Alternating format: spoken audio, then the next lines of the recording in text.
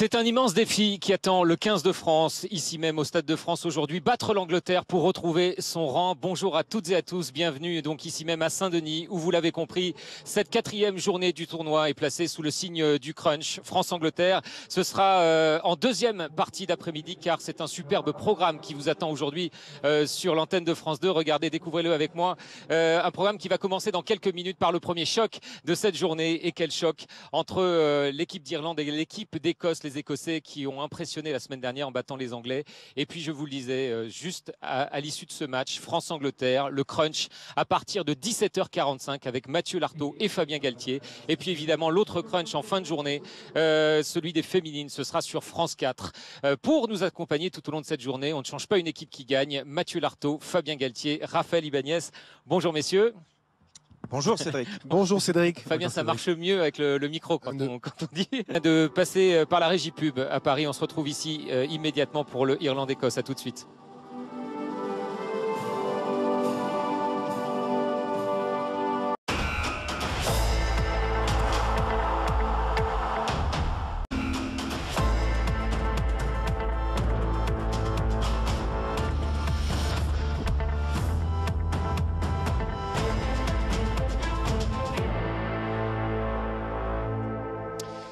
Vous êtes de retour au Stade de France, j'allais dire l'Aviva Stadium. Non, nous y allons à l'Aviva Stadium dans quelques instants. Les joueurs irlandais et écossais sont déjà sortis du tunnel. Certains joueurs anglais et français sont juste à l'échauffement, juste derrière nous. Un petit détour par la régie pub à Paris. On se retrouve évidemment ici au Stade de France pour ce crunch, ce France-Angleterre. À tout de suite.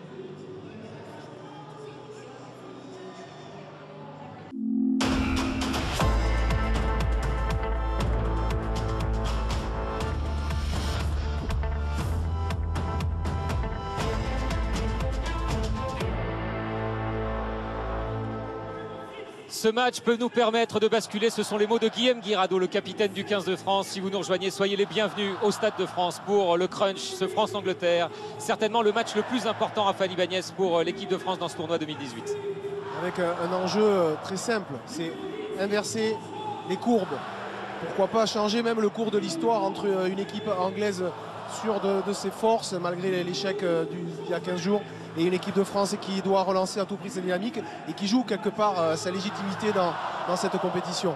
Voilà l'enjeu qui dépasse largement le simple crunch d'aujourd'hui, Mathieu Lartaud, Fabien Galtier. Mais avant tout ça, il va falloir mettre un ingrédient, comme à chaque fois contre l'Angleterre, du combat et encore du combat.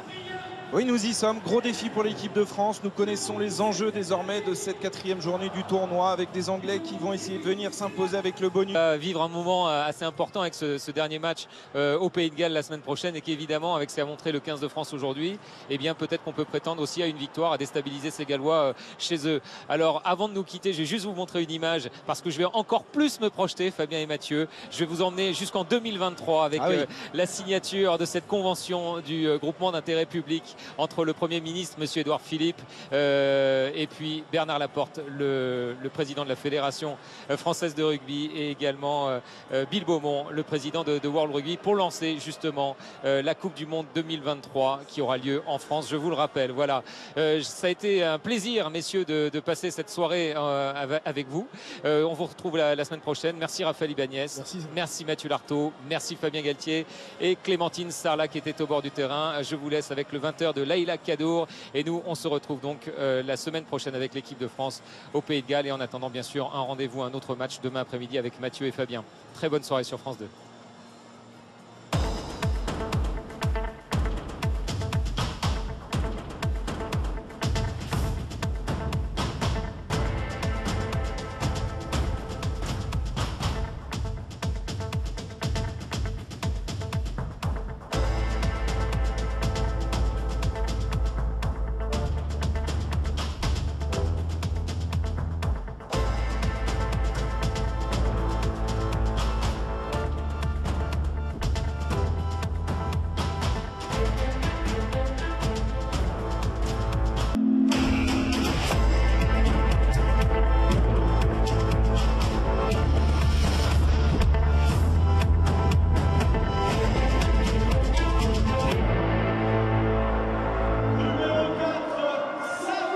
Grenoble et son Stade des Alpes pour le match au sommet du tournoi Destination Féminin. Bonsoir à toutes.